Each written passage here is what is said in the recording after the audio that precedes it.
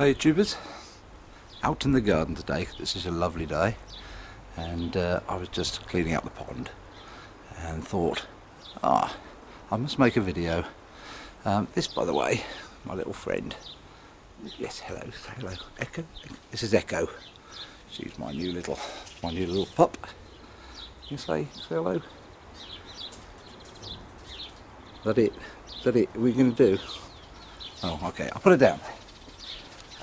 Okay, Echo's got her own blog, by the way, if anybody's actually interested. I didn't put it on this channel because, to be honest, this channel was not really for pets.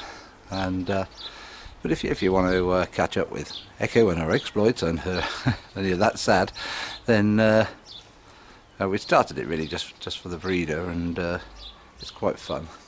Anyway, I'll put a little link to that in the box. I'm not sure which way the box is. No, never any good at that. Other people are so good, I never figure it out beforehand. Now, if I was that way around on the telly, it would be. If I was looking at it, anyway, forget that. What we could talk to I'll start again. Cut. Okay, I'm back. Today, I've been thinking. I found this new story actually. Somebody decided to send me a new story.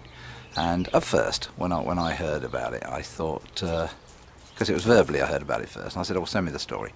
And I thought I was a bit sceptical about it, because I thought that's got to be a bit sort of iffy. I better check the story out before I do anything on it.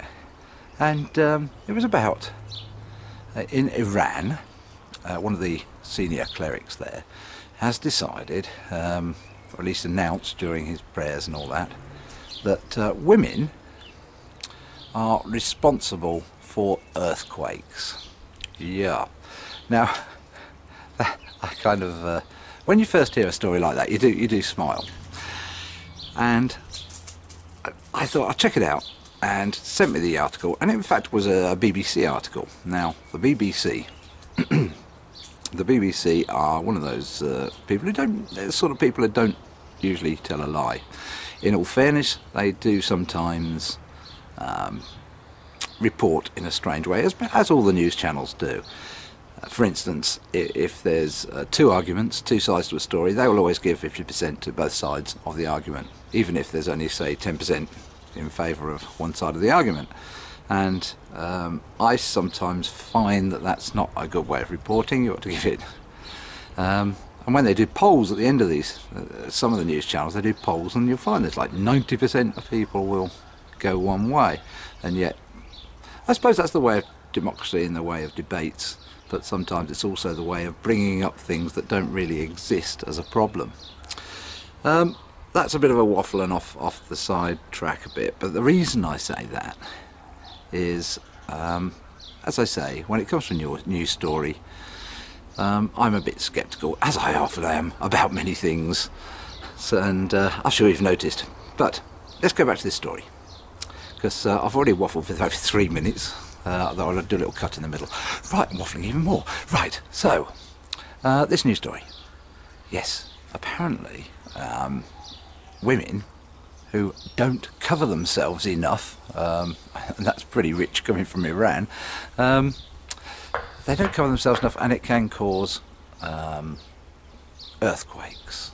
Yes, earthquakes. Apparently, God, and that they do accept that the tectonic plates do exist, but God pushes them around, and God is the one that makes the earthquakes.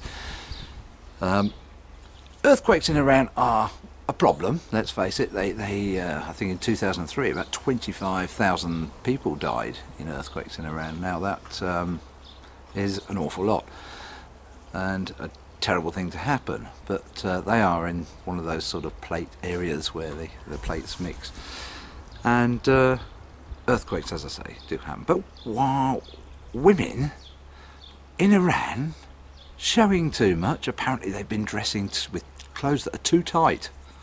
Yeah, too tight, and also some of them have been showing hair. Now, I'm not talking about pubic hair here, we're talking about hair, you know, like this grey stuff I have. And if you look at the article, which I'm sure you will, you'll see it's quite amusing. So why am I bringing it up? Well, Iran. I'm old enough to remember the Iranian Revolution, and it was a people's revolution, in many ways a kind of democracy, albeit with a very large mob, but it was a democracy in, as I say, a strange way. And they decided in Iran that they were going to have a theocratic government, which means that there wasn't ever going to be a choice again, really. And now we find that they're stuck with this theocratic government. Now, if it wouldn't bother me really if this was just a religious story. It bothers me that Iran is a theocracy, that some of its leaders, and its leaders are indeed the clergy, if you like, the imams.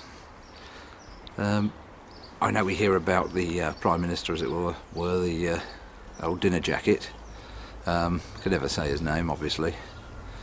But he even once said he'd like to see women watching football matches, you know, and said he couldn't see any reason why they shouldn't watch football matches.